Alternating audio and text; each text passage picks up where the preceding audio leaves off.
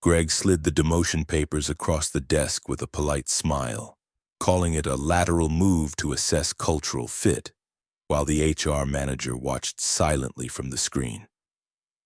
I gripped the pen with sweaty palms, knowing I had to voluntarily sign off on this humiliation or be fired for insubordination the exact same week my dog desperately needed surgery.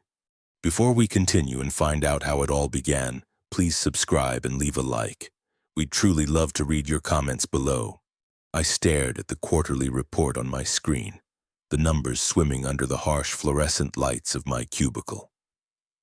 The office hummed with its usual Tuesday morning rhythm, keyboards clicking, phones ringing in distant corners, the espresso machine hissing near the break room.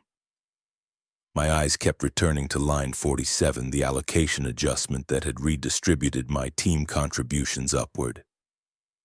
3 months of late nights, custom spreadsheets I had built from scratch, client presentations I had designed down to the last slide, all of it now credited to the senior manager's performance metrics. I leaned back in my chair, feeling the worn fabric catch against my blazer.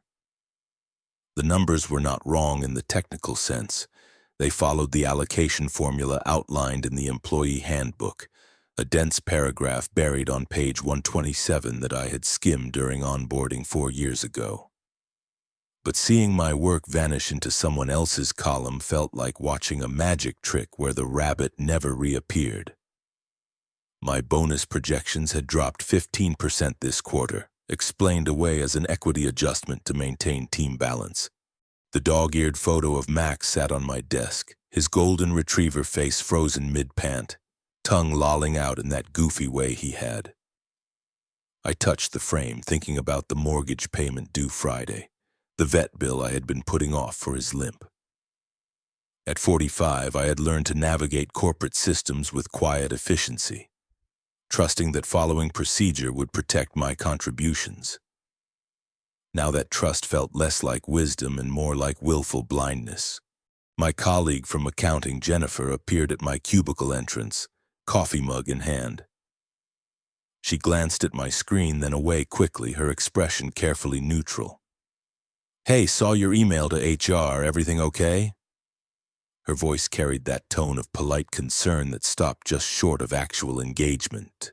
I minimized the report. "Just checking on the allocation formula. Wanted to understand how the adjustments work." I kept my voice light, professional, the way you do when you are testing boundaries without committing to a position. Jennifer shifted her weight, the fluorescent light catching the steam from her coffee. "Yeah, those formulas are complicated. I wouldn't dig too deep. It is just how the system balances things out. Keeps everyone aligned." She smiled, but it did not reach her eyes. "Lunch later?" "Sure," I said, watching her retreat toward the accounting pods. The warning in her tone was subtle but unmistakable. Do not poke at this. Do not make waves. I had seen this dynamic before, the quiet compliance that kept careers on track. Jenkins from compliance had questioned similar discrepancies 2 years ago. Now he worked at a satellite office in Nevada, his LinkedIn profile frozen at the same title he had held before he spoke up. I pulled up the employee portal and navigated to the compliance section, the interface clunky and dated despite the company's claims of digital transformation. The form for internal inquiries sat behind 3 layers of authentication. I filled it out carefully, attaching anonymized examples of allocation patterns I had noticed across multiple quarters. Not just my contributions, but a broader trend that suggested systematic redistribution from mid-level employees to senior management. I kept the language neutral, framing it as a request for clarification rather than an accusation. The submit button glowed blue. I hovered my cursor over it, feeling the weight of the decision. Once I hit send, there would be a record, a flag in the system. My name attached to a question that others had learned not to ask. Max's face stared at me from the photo frame, his trust absolute and uncomplicated. I clicked submit. The confirmation message appeared instantly, bureaucratic and impersonal. Your request has been received and will be reviewed within 30-45 business days. Do not discuss this inquiry with colleagues while under review. I closed the portal and returned to my regular work, updating client projections for a meeting that afternoon. But my focus kept slipping. 45 days. Almost 2 months of waiting while the machine I had questioned continued grinding forward. The afternoon passed in a blur of spreadsheet updates and conference calls. My supervisor, Greg, stopped by around 3, leaning against my cubicle wall with practiced casualness. He was younger than me by 5 years, promoted quickly through a combination of visibility and strategic alignment with the VP. Heard you had some questions about allocations. Everything good on your end? I met his gaze, keeping my expression open and cooperative. Just trying to understand the process better. Professional development, you know. Want to see how the bigger picture works. Greg nodded slowly, his smile fixed in place. Sure. Always good to be curious. Just remember the formulas are designed by finance to optimize team performance.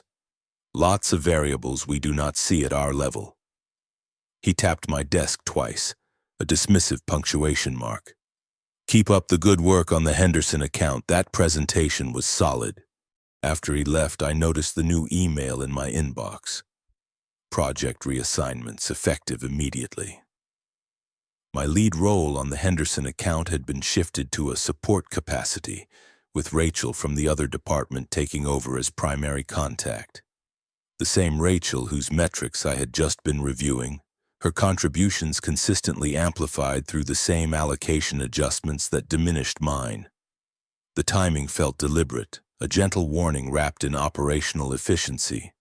I drove home through rush-hour traffic on I-95, the radio playing news I barely registered. The highway stretched ahead, brake lights blooming red in waves as commuters inched toward their exits. My hands gripped the steering wheel tighter than necessary, knuckles white against the black leather. By the time I pulled into my apartment complex, the sun had started its descent, casting long shadows across the parking lot. Max greeted me at the door with his usual enthusiasm, tail wagging hard enough to shake his whole body despite the limp in his rear leg. I knelt down, letting him lick my face, his warmth and uncomplicated joy cutting through the tension I had carried home. "Hey, buddy," I murmured, scratching behind his ears the way he liked. "Rough day at the office." I fed him his dinner, then microwaved leftovers for myself, eating standing up at the kitchen counter while scrolling through my phone.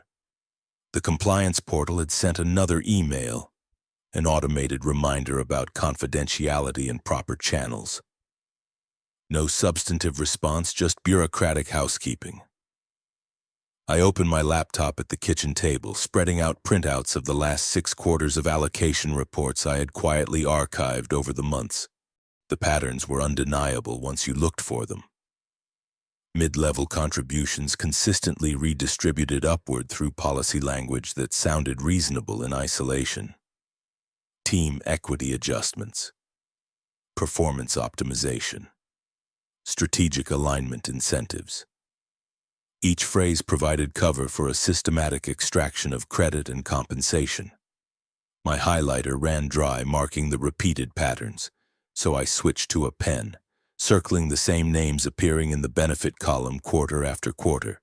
Max limped over and rested his head on my knee, looking up at me with those deep brown eyes that always seemed to understand more than a dog should.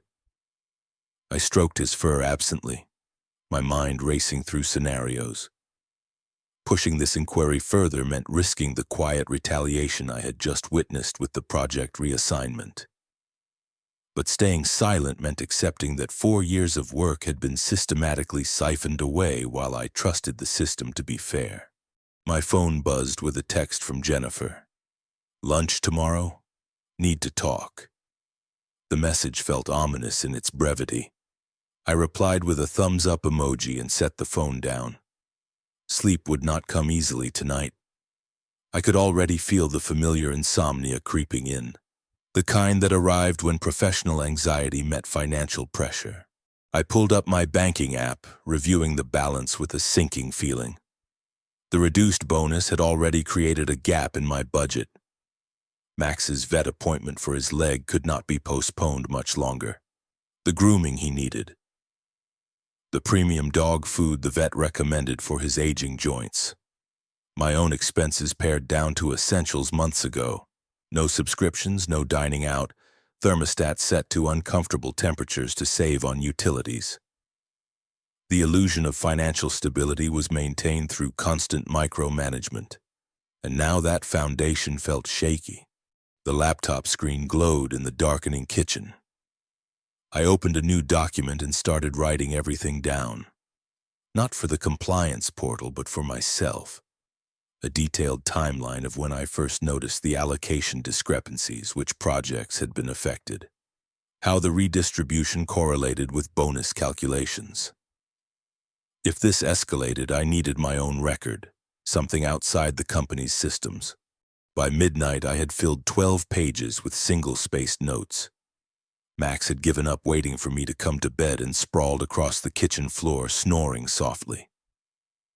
I saved the document to an encrypted cloud drive, then cleared my browser history out of habit.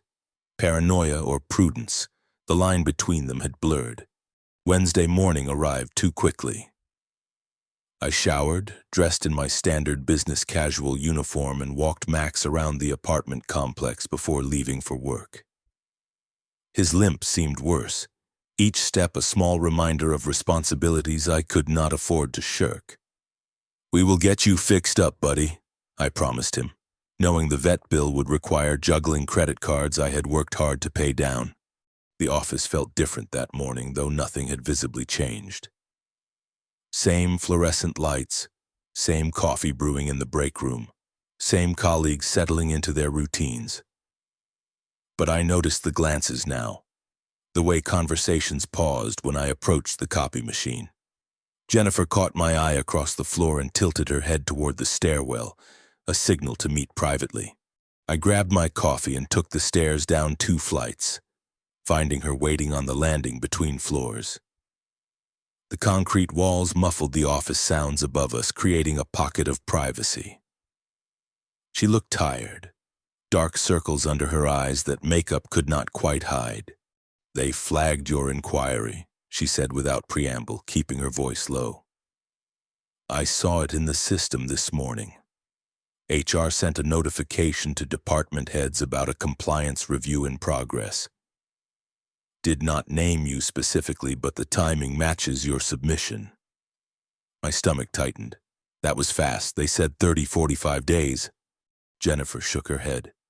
"The formal response will take that long, but the internal alerts go out immediately.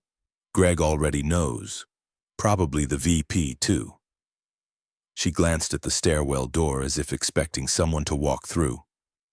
"Look, I get why you are asking questions. The allocations are not fair, but fighting this system—" She trailed off, searching for words. "Jenkins tried. You remember what happened to him." "He got reassigned," I said. "He got buried," Jennifer corrected. "Nevada office, no team, no projects that matter. They kept his title and salary, so legally it was not retaliation. But his career ended that day." She met my eyes. "I am telling you this as a friend. Drop it. Accept the allocations. Find another way to advance." The stairwell felt colder than it should. I wrapped both hands around my coffee cup, seeking warmth. "And if I do not drop it?" Jennifer sighed. "Then document everything. Keep copies outside company systems and start updating your resume, because this place will grind you down. They have lawyers, HR, policies that protect them. You have—" She gestured at me, the motion encompassing my mid-level position and limited leverage. "You have principles, which matter, but they do not pay the mortgage." She left first, her footsteps echoing up the concrete stairs. I stayed on the landing for another minute, finishing my coffee, trying to decide if her warning changed anything. It did not. The anger I felt at seeing my work redistributed had calcified into something harder, more stubborn. Maybe that was foolish. Maybe Jennifer was right that principles did not pay the mortgage. But neither did silent compliance, not anymore. The compliance portal finally responded on Friday afternoon, 3 days after Jennifer's warning. I opened the email during my lunch break, sitting in my car in the parking garage where no one could see my screen. Your inquiry has been escalated for departmental review. Please allow an additional 4 to 6 weeks for comprehensive analysis. Reminder: discussion of pending compliance matters with colleagues may compromise the integrity of the review process. 6 weeks on top of the original timeline. 10 weeks total of waiting while the machine continued extracting value from my work. I deleted the email and drove to the sandwich shop 2 blocks away, needing to get out of the building. The autumn air felt sharp against my face, carrying the smell of car exhaust and distant rain. I ordered my usual turkey and Swiss, eating it on a bench outside while watching office workers hurry past on their lunch errands. My phone buzzed with a calendar notification. Performance review meeting with Greg scheduled for Monday morning. The timing felt aggressive. Reviews typically happen mid-quarter, not 3 weeks in. I stared at the notification, understanding the implicit message. The system was responding to my inquiry with escalating pressure, each action technically justified but cumulatively designed to signal consequences. That evening, Max's limp worsened noticeably during our walk. He tried to hide it the way dogs do, but I saw him favor his right rear leg, pausing every few yards to shift his weight. Back in the apartment, I called the veterinary clinic, finally accepting that I could not postpone this any longer. "We can see him Tuesday at 2, the receptionist said, her voice professionally cheerful. "Dr. Morrison will do a full examination. Bring any medical records you have. The initial visit, including x-rays, runs about $400, and if he needs surgery for a torn ligament, we are looking at $3,500 to $4,200, depending on complexity." I closed my eyes, doing the math against my checking account balance. "Okay, Tuesday at 2. I will be there."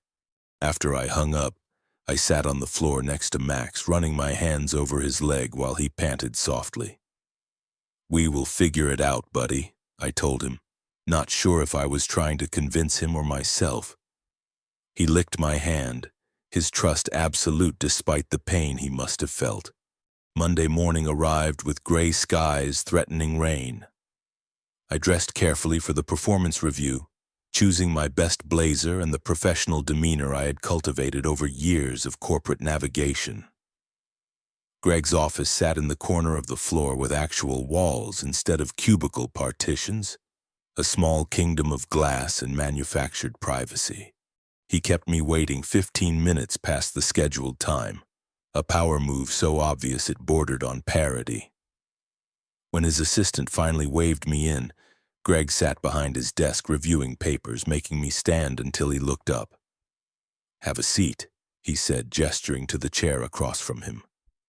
The HR representative joined via video conference, her face pixelated on the monitor mounted to the wall. Greg slid a folder across the desk. "So we have been reviewing your performance metrics for the quarter. Some concerns have come up that we need to address." He opened his copy of what I assumed was my evaluation, though I had not seen it yet. "Your collaboration scores have dropped significantly. Multiple team members reported that you have been questioning processes and creating friction around resource allocation." I kept my face neutral. "I was not aware of any complaints. Could you provide specific examples?" The HR representative spoke from the screen, her voice slightly delayed. "The feedback was collected through our anonymous peer review system. We cannot disclose individual sources, but the pattern suggests challenges with team integration and acceptance of established procedures. Anonymous feedback, impossible to contest, convenient to weaponize." I opened the folder Greg had given me, scanning the evaluation. My technical performance remained rated as exceeds expectations, but new categories had appeared this quarter: cultural alignment and procedural adherence, both marked as needs improvement. The overall score averaged out to meets expectations, exactly the threshold that eliminated bonus eligibility. I have been with this company 4 years, I said carefully. My performance reviews have consistently been strong. This is the first time anyone has mentioned concerns about collaboration or cultural fit. Greg leaned back in his chair, fingers steepled in that gesture managers learn in leadership training. Organizations evolve. What worked before may not align with our current direction. We are moving toward a more streamlined approach that requires buy-in from all team members. When someone questions fundamental processes, it creates drag on efficiency. The subtext was clear. Stop asking questions or face escalating consequences. I glanced at the HR representative on the screen, her expression practiced and distant. I would like to document my disagreement with this evaluation, I said. I believe my inquiry to compliance has been mischaracterized as poor collaboration. You are welcome to submit a written response, the HR rep said smoothly. It will be attached to your file. However, I would caution against conflating separate issues. Your performance evaluation reflects peer feedback and management assessment independent of any compliance inquiries you may have filed. Independent. The word hung in the air like smoke. We all knew it was not independent, but the system provided enough procedural cover to maintain plausible deniability. I took the evaluation folder and stood. I will submit my response by end of week. Back at my desk, I opened my encrypted cloud document and added notes from the meeting. The pressure campaign was escalating exactly as Jennifer had predicted. Diminished bonus, project reassignments, peer feedback weaponized through anonymous channels. Each action defensible in isolation, collectively designed to force compliance or resignation. My work email showed new project assignments, my responsibilities further reduced. The Henderson account I had built from initial pitch to signed contract now had my name removed entirely from the client database. 4 months of relationship building, customized presentations, late-night calls with their finance team. Erased from the record as if I had never touched it. Rachel would present the quarterly results I had compiled, her allocation score benefiting from my labor. I started drafting my response to the performance review during lunch, sitting in my car with my laptop. The challenge was threading a needle, documenting the retaliation without explicitly accusing anyone of retaliation, which would give them grounds for insubordination claims. I wrote carefully, citing specific projects and contributions that contradicted the evaluation, attaching timestamps and email records. Tuesday afternoon, I left work early for Max's vet appointment, using the accumulated sick time I had been hoarding. The clinic smelled of antiseptic and pet anxiety, dogs barking from examination rooms, cats yowling from carriers. Max pressed against my leg in the waiting room, sensing the clinical environment meant uncomfortable things ahead. Dr. Morrison was younger than I expected, maybe 30, with efficient hands and a kind face. She examined Max thoroughly, manipulating his leg while he whined softly. "Definitely a partial tear of the cranial cruciate ligament," she said, showing me the x-rays on her tablet. "See here, the joint instability is causing inflammation. He needs surgery to repair it, and the sooner the better. Without treatment, he will develop arthritis and chronic pain." The estimate came to $4,000, including pre-surgical blood work, anesthesia, the procedure itself, and post-operative care. Payment required before surgery, scheduled for next Thursday if I approved. I stroked Max's head while he sat patiently on the examination table, trusting me to make decisions for his well-being. "Can I pay half now and half in 2 weeks?" I asked, knowing the answer but hoping anyway. Dr. Morrison's expression turned sympathetic. "Our policy requires payment in full before surgery. Some clients use care credit. It is a medical credit card with payment plans. The application usually processes within an hour. I applied for care credit in the parking lot after the appointment. Max sprawled across the back seat. The approval came through with a credit limit of $5,000 and an interest rate that made my stomach hurt. But it meant Max could have the surgery. I scheduled it for Thursday and drove home feeling hollowed out by the mathematics of impossible choices. That evening, I reviewed my budget spreadsheet under the kitchen table lamp. Max sleeping beside my chair. Even with care credit covering the surgery, the monthly payments would strain finances already stretched thin by reduced bonuses. Cutting expenses further meant eliminating everything non-essential, already done. Increasing income meant promotion or job change, both now complicated by the performance review in my file. The external consultant I had hired weeks ago finally sent her report Wednesday morning. A polished PDF with corporate branding and meaningless recommendations. Enhance stakeholder visibility through strategic communication initiatives. Align personal brand with organizational objectives. Consider executive summary templates to increase leadership awareness of your contributions. I had paid her $1,200 for that advice. Money that could have gone to Max's surgery wasted on consultant speak that ignored the fundamental problem. The allocation system was not about visibility or communication, it was about power and plausible extraction. No amount of executive summaries would change formulas designed to redistribute mid-level contributions upward.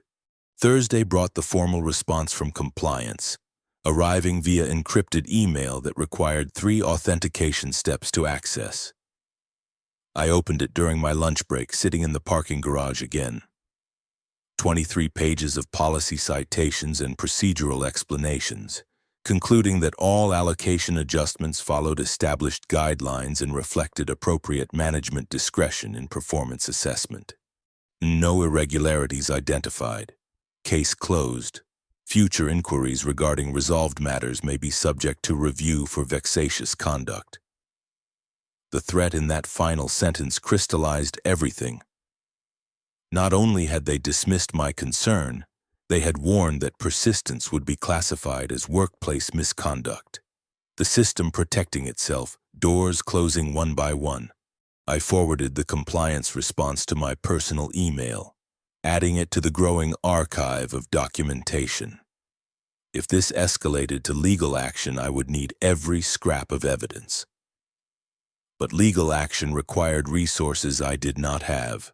Attorneys worked on contingency only for clear-cut cases with significant damages. Subtle allocation redistribution over multiple quarters did not fit that profile. Jennifer found me at my desk late Thursday afternoon, her approach careful and quiet. Heard about your review. I am sorry. She set a coffee on my desk, one of those small gestures that meant more than words. For what it is worth, people know this is not about your performance. They know why it is happening. Does knowing help? I asked more sharply than intended. She shook her head. No, but you are not crazy. You are not imagining things. That matters even if it does not change anything. She hesitated, then pulled a USB drive from her pocket. Allocation data from the last 3 years, anonymized but complete. I cannot testify or go on record, but you should have the full picture. I took the drive, our fingers touching briefly. Thank you. Be careful with it, she said, and maybe think about whether this fight is worth what it is going to cost you. After she left, I sat staring at the USB drive, understanding the risk Jennifer had taken. Accessing that data without authorization could end her career. She had given me ammunition while warning me not to fire it. I slipped the drive into my pocket and finished my workday in a fog of competing obligations. Max's surgery went smoothly Thursday, though watching them take him back to the surgical suite felt like sending a part of myself into danger. I waited in the clinic lobby for 3 hours, reading the same magazine article 5 times without absorbing any of it. When Dr. Morrison finally came out, still in surgical scrubs, her smile told me everything before she spoke. He did great. The repair went perfectly. He will need to stay overnight for monitoring, but you can pick him up tomorrow afternoon. Keep him quiet for 6 weeks. No running, no jumping, short leash walks only. He will need pain medication and anti-inflammatories. She handed me a folder with post-op instructions. He is a tough guy. He will recover well. I drove home to an empty apartment, Max's absence loud in the silence. His food bowl sat unwashed by the kitchen sink, his favorite toy abandoned near the couch. I heated up soup for dinner and ate it mechanically, tasting nothing, then opened my laptop to review Jennifer's USB data. The spreadsheets confirmed what I had suspected but documented it with brutal clarity. 3 years of systematic redistribution, not just from my contributions, but from dozens of mid-level employees across multiple departments. The pattern was identical. Technical work credited to individual contributors, but allocation adjustments funneled the performance metrics upward to managers and executives. Collectively, it represented millions in redirected bonuses and compensation. I spent hours cross-referencing the data against public filings, comparing internal allocation records to what the company reported externally about performance-based compensation. The discrepancies were stark. Executive compensation packages justified by metrics that had been aggregated from subordinates whose own compensation declined proportionally. By 2 a.m., I had built a complete picture of the scheme. Not illegal in the technical sense, the employee handbook's allocation formula provided cover, but ethically indefensible and materially misrepresented to shareholders. I saved everything to encrypted cloud storage, then sat in the dark kitchen trying to decide what to do with the information. Going public meant destroying any remaining career prospects in this industry. Whistleblower protections existed on paper, but they could not prevent subtle blacklisting, references that damned with faint praise, rumors spread through professional networks. And for what outcome? Even if the company faced regulatory scrutiny, individual employees rarely recovered losses. The machine would grind forward with minor policy adjustments and no admissions of wrongdoing. But staying silent meant accepting complicity. Watching others experience what I was experiencing, their work stolen through procedural mechanisms they trusted to be fair. I thought about Max recovering from surgery paid for by credit I could not afford. About Jennifer risking her career to give me data. About Jenkins exiled to Nevada for asking questions. Sleep came finally around 4 a.m. Thin and restless, punctuated by dreams of spreadsheets that would not balance and doors that locked from the outside. I woke Friday exhausted, moving through morning routines on autopilot, dreading the empty apartment without Max. I picked Max up from the clinic Friday afternoon, his tail wagging weakly despite the plastic cone around his neck and the shaved patch on his leg where surgical staples held the incision closed. He whimpered when I helped him into the car, his movement stiff and uncertain. "I know, buddy," I murmured, settling him carefully on a blanket in the back seat. "You are going to feel better soon." The drive home took longer than usual, every bump in the road making me wince in sympathy. Max panted heavily, his eyes glazed from residual anesthesia and pain medication. In the apartment, I set up his recovery area in the living room. Orthopedic bed, water bowl within reach, toys he could not play with for 6 weeks. He circled awkwardly before collapsing with a sigh, the cone knocking against the bed frame. I sat on the floor beside him, stroking his head while he drifted in and out of sleep. The vet bill confirmation sat on my phone, payment processed through Care Credit, monthly installments starting in 30 days. $4,000 at 18% interest, stretched over 24 months. The math haunted me. Total repayment of nearly $5,000 for a surgery that should not have required debt if my compensation had not been systematically reduced. Monday morning brought another email from HR, this one marked urgent. Mandatory training modules assigned, workplace communication standards, team collaboration best practices, understanding performance metrics. Completion required within 72 hours. Failure to complete may result in disciplinary action. Each module ran 90 minutes, unpaid time outside work hours, designed to feel like punishment wrapped in professional development. I completed them Tuesday evening after a full workday, clicking through slides that explained how questioning established processes damaged team morale and undermined organizational efficiency. The final quiz required me to acknowledge that performance evaluations reflected objective peer feedback and management assessment. I checked the boxes, submitted the modules, and added screenshots to my documentation file. Wednesday brought the reassignment I had been expecting. My supervisor called me into his office mid-morning, the HR representative present via video again. "We are restructuring your role to better align with organizational needs," Greg said, sliding papers across his desk. "Effective immediately, you are transitioning to administrative coordinator for the operations team. Same salary, adjusted responsibilities." I scanned the job description.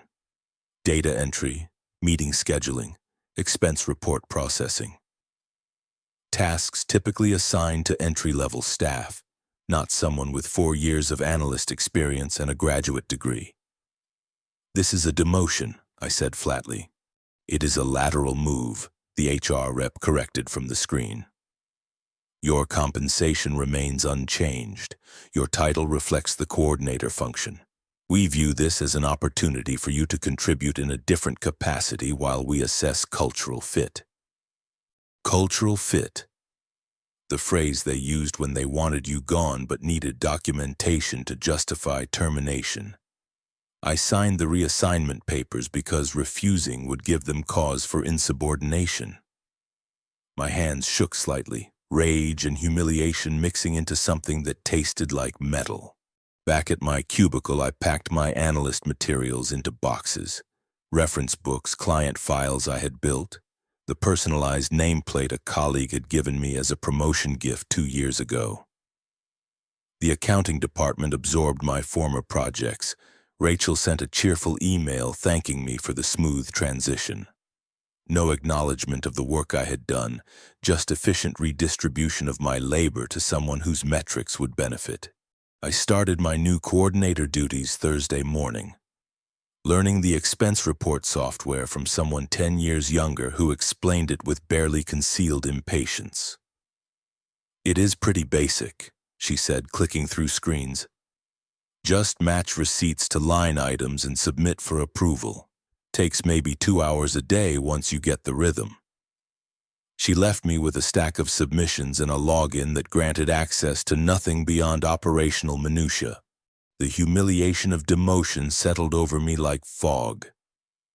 Colleagues who used to consult me on analysis now walked past my desk without acknowledgement, my reduced status visible in seating arrangements and meeting exclusions. I processed expense reports with mechanical precision. My graduate education and professional experience narrowed to verifying that someone had properly categorized their hotel breakfast. Friday evening, I sat on the living room floor with Max, who was recovering well but still confined to limited movement. His cone kept bumping into furniture, his frustration visible in how he sighed heavily every few minutes. I scratched behind his ears, the one place I could reach that brought him comfort. "At least one of us is getting better," I told him. The USB drive from Jennifer sat in my laptop, data glowing on the screen. I had spent every evening that week cross-referencing allocation patterns against employment records, building a comprehensive picture of the redistribution scheme. 27 employees across 5 departments had experienced similar metric manipulation over 3 years. Some had left the company, their exit interviews citing frustration with compensation disparities. Others remained, either unaware of the systematic extraction or choosing silence over conflict. I drafted an analysis document, laying out the pattern with charts and supporting evidence. The data showed clear correlation between compliance inquiries and subsequent performance downgrading. Jenkins appeared in the records. Strong metrics until his questions, then sudden reassignment and metric collapse. 3 others followed similar trajectories. Their careers effectively ended through procedures that left no legal fingerprints. Saturday morning, I researched employment attorneys calling 5 offices that advertised contingency representation. 4 declined after initial consultations explaining that allocation methodology fell within employer discretion unless I could prove discriminatory intent based on protected class status.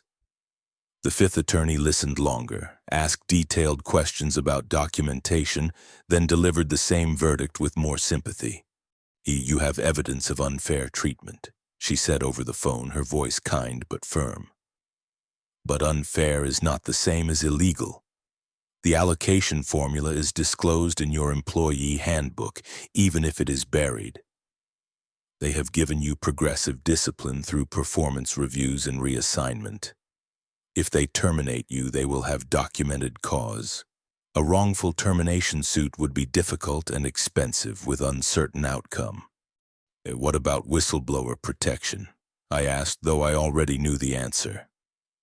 "Whistleblower statutes cover reporting illegal activity to regulatory agencies.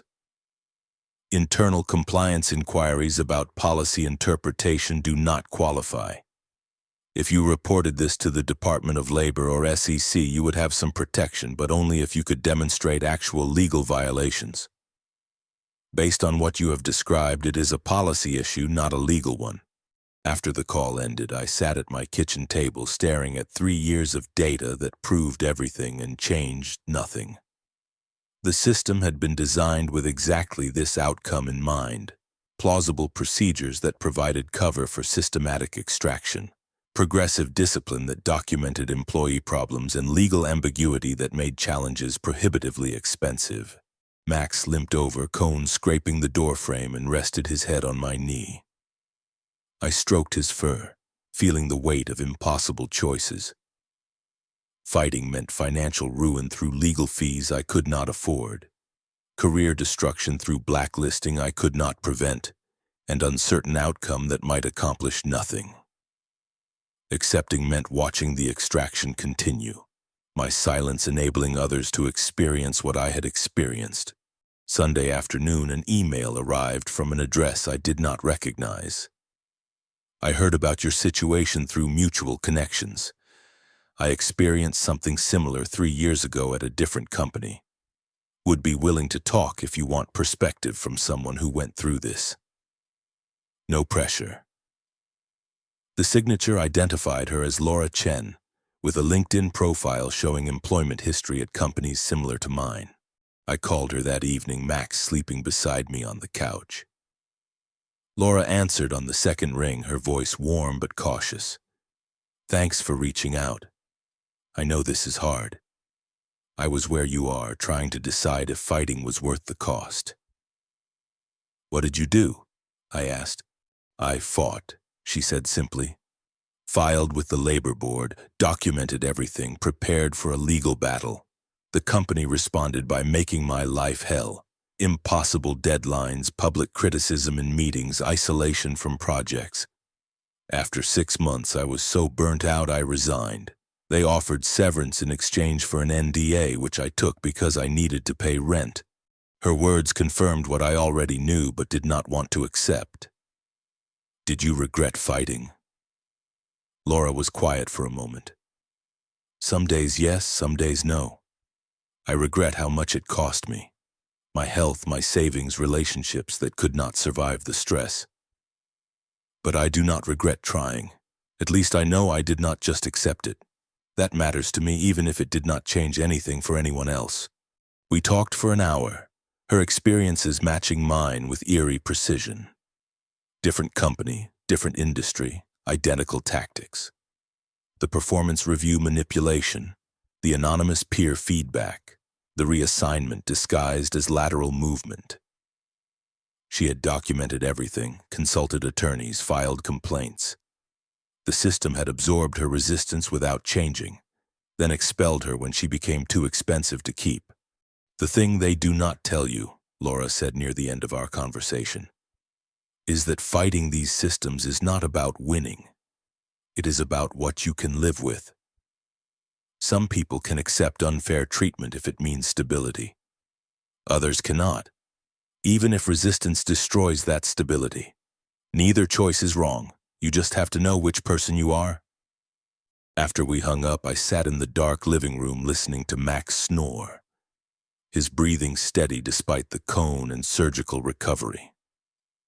Rain had started outside, pattering against windows, the kind of autumn storm that made you want to stay inside where it was warm and safe. But safety was an illusion I could no longer maintain. Monday morning, I arrived at work early, processing expense reports in the empty office before colleagues arrived. The rhythm was mind-numbing. Scan receipt, verify amount, code expense, approve. Hours vanished into repetitive tasks that required no thought, my graduate education and analytical skills gathering dust while I confirmed that someone had properly categorized their taxi fare. Greg stopped by my desk around 10, leaning against the cubicle entrance with casual authority. "How is the transition going? Getting comfortable with the new responsibilities?" "Fine," I said, keeping my voice neutral. "Learning the systems." "Good, good." He glanced at my screen where an expense report sat half-processed. "You know, there might be opportunities to take on additional projects if you demonstrate strong performance in this role. Show us you are a team player who can adapt." The subtext was clear. Stay quiet, accept the demotion, prove my compliance, and maybe, they would allow me to climb back toward where I had been. Except we both knew that was a lie. Once you were marked as someone who questioned the system, your career was effectively over. Any future advancement would be contingent on continued silence and visible submission. "I appreciate that," I said, returning my attention to the expense report. Greg lingered a moment longer, then left, satisfied that his message had landed. Tuesday afternoon, I received an anonymous email at my personal address. "Your compliance inquiry was not the first and will not be the last. Others are watching. If you want to connect with people who share your concerns, reply to this message." No signature, no identifying information, just an invitation to collective action that could either be genuine solidarity or a company trap to identify dissidents. I stared at the email for 20 minutes, cursor hovering over reply. Connecting with others who had experienced similar treatment might provide resources, shared knowledge, emotional support. Or it might give the company ammunition to claim I was organizing against them, grounds for termination that would be harder to challenge. Every option carried risk, every choice a potential trap. That evening, I took Max for his prescribed short walk, keeping him on tight leash to prevent jumping or running. His mobility had improved, the limp less pronounced, though he still wore the cone and moved carefully. We circled the apartment complex slowly, autumn leaves crunching underfoot, the air carrying the smell of approaching winter. Back inside, I drafted a reply to the anonymous email. "I am interested in learning more about shared experiences. What are you proposing?" I read it 3 times before hitting send, understanding that I was crossing another threshold, committing to resistance that might accomplish nothing beyond documenting my own destruction. The response came within an hour. "Small group meeting, others who have filed similar complaints or experienced retaliation. Next Saturday, neutral location. We share information, discuss options, support each other. No obligation beyond showing up." An address followed, a coffee shop in a neighboring town 40 minutes away. I added the meeting to my calendar, feeling something shift inside me. Not hope exactly, I was too exhausted for hope, but determination. If the system was designed to isolate and exhaust individuals into submission, then maybe collective resistance could survive where solo efforts failed. Or maybe I was walking into another mechanism of control, the company monitoring who showed up to identify problems before they became public. Wednesday brought another performance review notification, this one scheduled for Friday. 2 months since the last review, far too frequent to be routine. The pattern was clear. Progressive discipline accelerating toward termination. Each review documenting new problems that justified the next step in removal. I prepared my response knowing it would not change the outcome but determined to create a record of resistance. Max's follow-up vet appointment Thursday confirmed his recovery was progressing well. Dr. Morrison removed half the staples, the incision healing cleanly. "He is doing great," she said, running her hands over his leg. "Keep up the restricted activity for another 4 weeks, then we can start gentle rehabilitation exercises. He should be back to normal in 3 months. Normal felt like a foreign concept. I paid the follow-up visit fee with my credit card, adding another charge to balances that climbed despite my attempts at financial discipline. On the drive home, Max sat in the passenger seat, cone preventing him from looking out the window, his patience with confinement visibly fraying. Friday's performance review brought new criticisms. My expense report processing was adequate but lacked the efficiency demonstrated by other coordinators. My attitude in team meetings was described as disengaged. My adaptation to the new role showed insufficient enthusiasm for organizational objectives. The evaluation concluded that I was on a performance improvement plan, 60 days to demonstrate acceptable collaboration and cultural alignment, or face termination. I signed the documents because refusing was not an option. My signature acknowledging receipt, but not agreement. The HR representative spoke from the video screen in measured tones about resources available to support my improvement, employee assistance programs, coaching opportunities. All designed to create documentation showing the company had tried to help before removing me.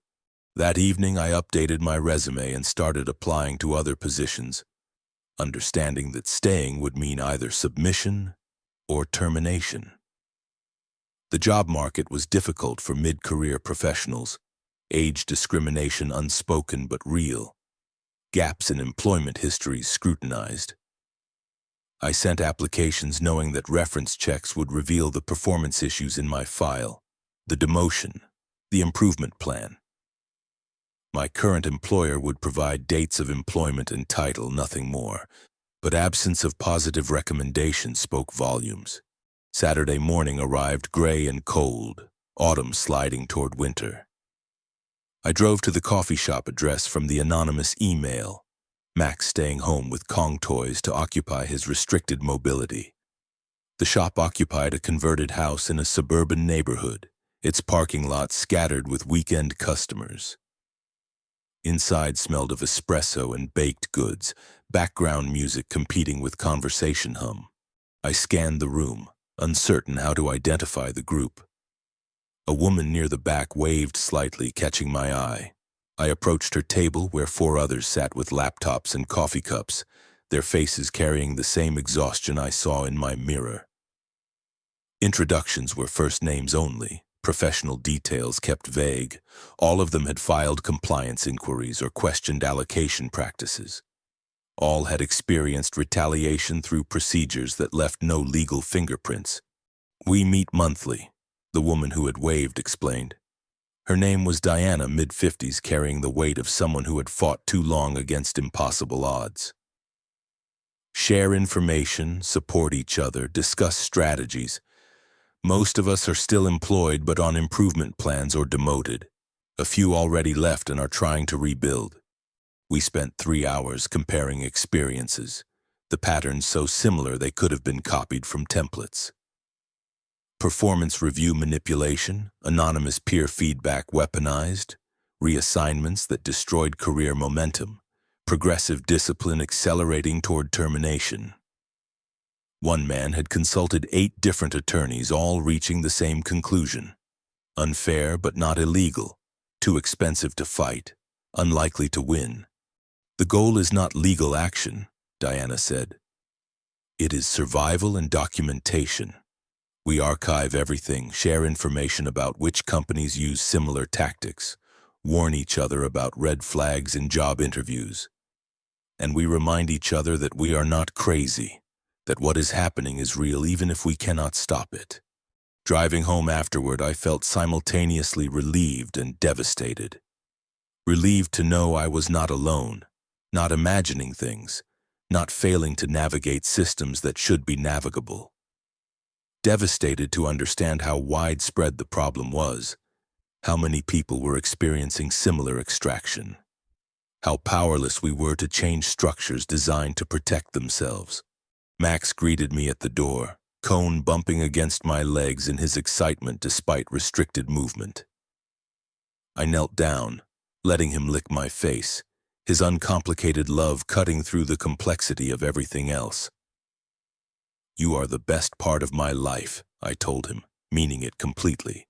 The performance improvement plan dominated the next month, 60 days compressed into constant monitoring and documented criticism. Every expense report I processed was reviewed for efficiency metrics I had not known existed. Every email I sent was evaluated for tone and alignment with organizational values.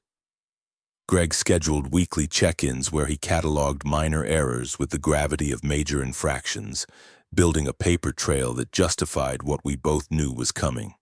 I continued meeting with Diana's group, our gatherings moving between different coffee shops to avoid establishing patterns. The group had grown to 8 regulars, each carrying documentation of systematic mistreatment that proved everything and changed nothing. We shared job leads, warned each other about companies known for similar practices, and provided the emotional support that kept us from collapsing entirely under the weight of institutional grinding. Max's recovery progressed well, his mobility improving weekly as the surgical repair healed. I removed his cone at the 6-week mark, watching him shake with relief before immediately trying to lick the incision site. "No, you don't," I said, redirecting him to toys he could finally play with again. His joy at recovered movement reminded me that healing was possible, even if it required patience and time I was not sure I had. Job applications yielded occasional interviews, but they rarely progressed past preliminary stages. I could sense the moment interviewers reviewed my recent performance history, their enthusiasm cooling into professional distance. One hiring manager was honest enough to explain, "Your experience is strong, but we contacted your current employer for a reference check. They provided dates of employment and confirmed you are on a performance improvement plan. That raises concerns about cultural fit." Cultural fit. The phrase that had become my professional death sentence, following me like a shadow I could not escape. I thanked him for his honesty and ended the call, adding another rejection to the growing list. My savings had dwindled to dangerous levels, care credit payments and reduced compensation creating a financial spiral I could not reverse without new employment I could not obtain. The 60-day performance improvement deadline arrived on a Tuesday, marked on my calendar with notation that felt like counting down to execution. Greg called me into his office at 3 o'clock, HR present via video as always. The meeting lasted 12 minutes, every second choreographed through procedures designed to minimize liability. "We have completed our review of your performance during the improvement period," Greg said, his tone professionally regretful. "While we appreciate your efforts, the evaluation shows insufficient progress in key areas. After careful consideration, we have decided to terminate your employment effective immediately." The words landed with the weight of inevitability. I had known this was coming for weeks, prepared for it, documented every step leading to this moment. But knowing did not make it easier. 4 years of my life reduced to a termination letter and a box for my personal belongings. The HR representative spoke from the screen outlining severance terms. 6 weeks of pay in exchange for signing a release that waived my right to legal action and included a non-disparagement clause. I had 48 hours to review the agreement, consult an attorney if I wished, and make a decision. Refusal meant forfeiting severance, leaving with nothing beyond my final paycheck. Security escorted me back to my desk to collect my things. A humiliation designed to send messages to remaining employees about what happened to people who questioned systems. Colleagues averted their eyes as I packed my few personal items: Max's photo, a coffee mug from a conference 2 years ago, notebooks filled with work that no longer mattered. Jennifer appeared briefly, pressing a folded note into my hand before disappearing back to her cubicle. In my car, hands shaking, I unfolded Jennifer's note. "I am sorry, this was not right. Your documentation helped me understand what to watch for. Thank you for being brave even though it cost you everything." Below her message, she had written her personal email address. I drove home in afternoon traffic, the sky gray and threatening snow, the first of the season. Max greeted me at the door, sensing immediately that something was wrong. He pressed against my legs, offering comfort the only way he knew how.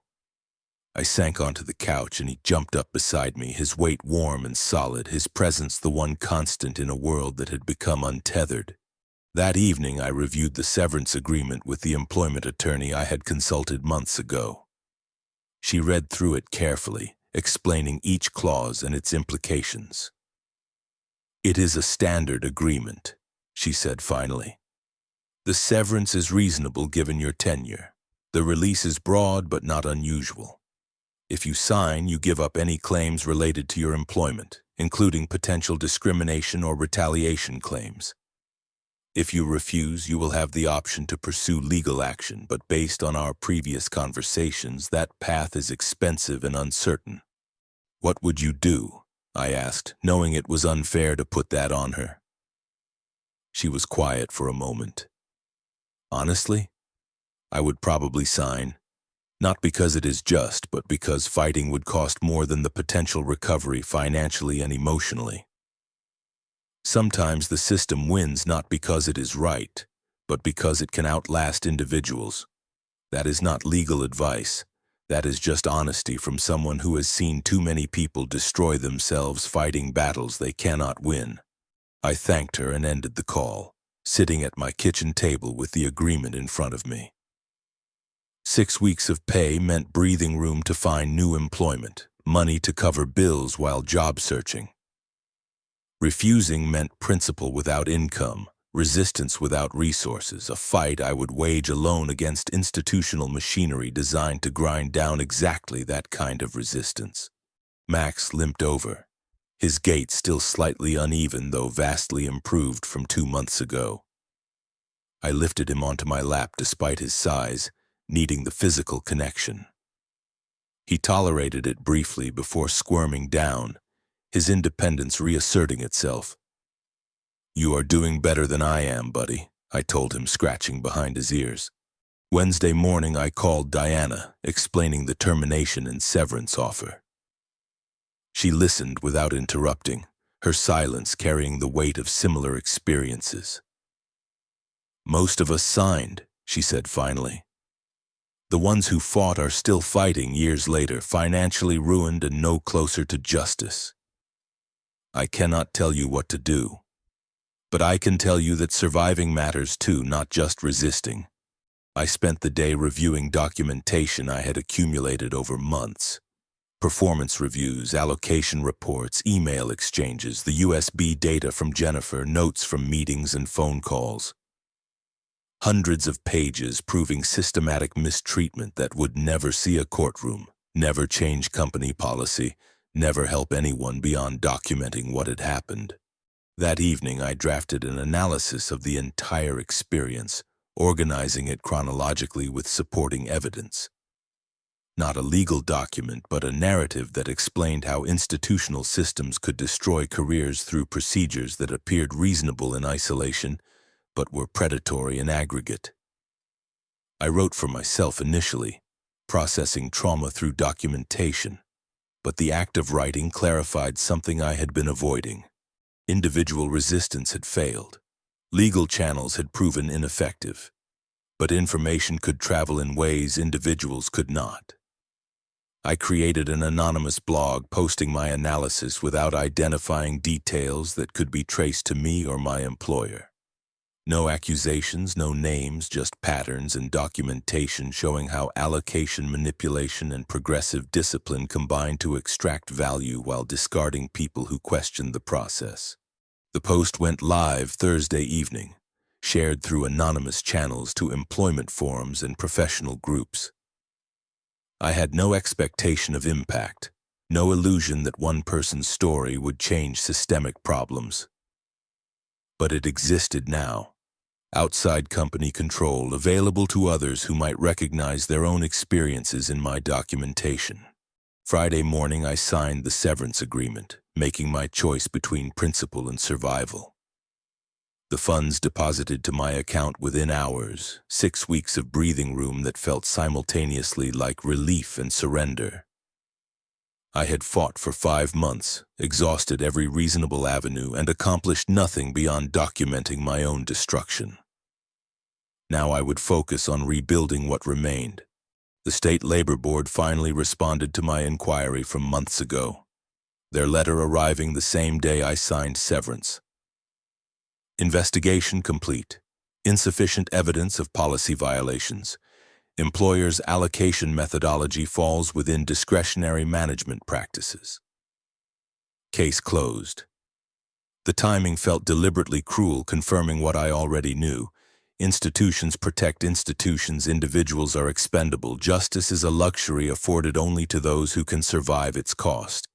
Max's final post-surgical checkup came the following week, Dr. Morrison declaring him fully healed. "He is back to normal," she said, watching him walk across the examination room with no trace of limp. "The repair was successful. Just keep an eye on the other leg as he ages. Dogs who tear one cruciate ligament are at higher risk for the other side." I paid the final bill, closing out care credit debt that would take 2 years to eliminate. On the drive home, Max sat in the passenger seat looking out the window. His cone gone, his movement unrestricted, his suffering ended through treatment I had nearly been unable to afford. His recovery reminded me that some battles were winnable, even if they left scars and debt. Job searching became my full-time occupation, applications sent daily to positions across industries and locations. I expanded my search beyond my previous role, applying for analyst positions, coordinator roles, anything that matched my skills regardless of title. Some applications generated interviews, though fewer than before termination became part of my employment history. The anonymous blog post gained traction slowly, shared through professional networks by people who recognized similar patterns in their own experiences. Comments accumulated from others who had been systematically extracted from organizations through procedures that appeared reasonable but functioned predatorily. No single story identical to mine, but the structural elements repeating across industries and companies. Allocation manipulation, performance review weaponization, progressive discipline accelerating toward removal. Diana's group expanded as people found the blog and sought connection with others who understood. We established a private forum for sharing information about companies to avoid, strategies for documenting mistreatment, emotional support for those actively fighting or recovering from fights already lost. The community could not change systems, but it could reduce isolation and share knowledge that helped individuals make more informed choices. 3 months after termination, a job offer came from a smaller firm across the state. Lateral position with comparable pay and leadership willing to overlook the performance improvement plan in my history. "We have seen what happens to people who ask hard questions," the hiring manager said during our final interview. "That does not concern us. Actually, it suggests you have integrity we value." I accepted the offer, relief mixing with caution. Starting over meant proving myself again, demonstrating value to people who did not know my history beyond what appeared in termination records. It meant relocating, finding new housing that accepted large dogs, leaving the community I had built through shared trauma. But it meant income, Stability, the chance to rebuild financial security that had been systematically dismantled. Max adapted to the new apartment quickly, exploring rooms and claiming his spot on the couch. The complex had a dog park where he could run without restriction, his surgical leg holding strong despite the higher risk Dr. Morrison had warned about. I watched him play with other dogs, his joy uncomplicated by the struggles that had funded his recovery. The new job proved challenging but fair. My contributions recognized without systematic redistribution to others. I processed the difference between functional and dysfunctional organizational cultures, understanding viscerally what I had previously known only intellectually. Some systems operated with basic integrity, compensating people appropriately for their work.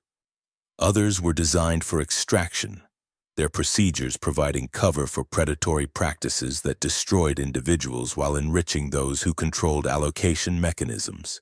6 months into the new role, I received an email from someone who had found my anonymous blog. She was experiencing allocation manipulation similar to what I had documented, wondering what strategies had worked and which had failed. I wrote back honestly, explaining that nothing had worked in the sense of changing the system or recovering losses. But documentation had mattered. Resistance had preserved some sense of self even as it destroyed stability, and eventually survival had required choosing between principle and pragmatic rebuilding. The system won, I wrote. But I did not disappear completely. I documented what happened, connected with others experiencing similar treatment, and eventually found an organization that operates differently. That is not justice, but it is survival, which matters when you have bills to pay and a dog who depends on you. The blog continued accumulating stories, a growing archive of institutional predation documented by people who had survived it. No legal recourse, no regulatory intervention, no systemic change. Just information existing outside company control, available to others who needed to know they were not imagining things, not failing to navigate reasonable systems, not alone in experiencing extraction disguised as procedure. I continued meeting with Diana's group when I returned to the area for visits, our numbers growing as the blog directed people to community. We had become accidental activists, documenting patterns that institutions refused to acknowledge, supporting individuals through fights they would mostly lose, and occasionally celebrating small victories when someone found employment that treated them fairly. Max turned 8 that fall, his energy still high despite aging joints that would eventually require management. We walked every evening after work, exploring trails near the new apartment, his tail wagging as he investigated smells and sounds of a territory he was making his own. His companionship had sustained me through the worst months, his uncomplicated presence reminding me that some relationships operated on trust that was not systematically violated. The financial damage from those 5 months of fighting took years to repair. Care credit finally paid off, credit cards gradually reduced, savings slowly rebuilt. I remained vigilant about allocation practices in the new organization, documenting contributions and checking that credit appeared where it belonged. The wariness never completely faded, a permanent recalibration of trust that came from understanding how systems could devour people while maintaining appearances of fairness. I never received apology or acknowledgement from my former employer. Never saw policy changes that would prevent others from experiencing what I had experienced. The system continued operating as designed, grinding through employees who questioned its mechanisms, protecting those who controlled resource allocation. Individual resistance had not stopped it, legal channels had not reformed it, collective documentation had not dismantled it. But I had survived. Damaged, exhausted, financially compromised, professionally scarred. But alive, employed, connected to community that understood and clear-eyed about how institutional power operated when you challenged it. That clarity was not justice, but it was knowledge, hard-won and viscerally understood. Max curled beside me on the couch in the new apartment, his breathing steady, his warmth solid against my leg. Outside, evening settled into night, the sounds of a world continuing despite individual struggles playing out behind closed doors. I had lost the fight against the system, but I had kept myself and my dog alive through it. Some days that felt like failure. Other days it felt like the only victory that had been possible. I opened my laptop and checked the blog, new comments appearing from people across the country sharing similar experiences. I responded when I could, offering what I had learned about documentation and survival, connection and community.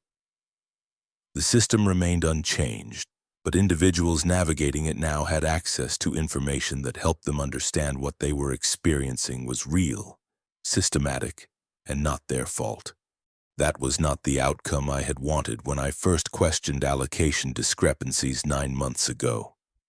It was not justice or accountability or reform, but it was what I had managed to create from the wreckage of trying. A record that existed, a community that supported, and the knowledge that surviving institutional destruction was its own form of resistance. Unglamorous and incomplete, but real. Max sighed in his sleep, paused, twitching in dreams of running without restriction. I watched him for a moment, then returned to responding to messages from people who needed to know they were not alone, that their experiences were documented and witnessed, even if they could not be prevented or punished. It was small work, inadequate work, but it was the work I could do with what remained after everything else had been taken.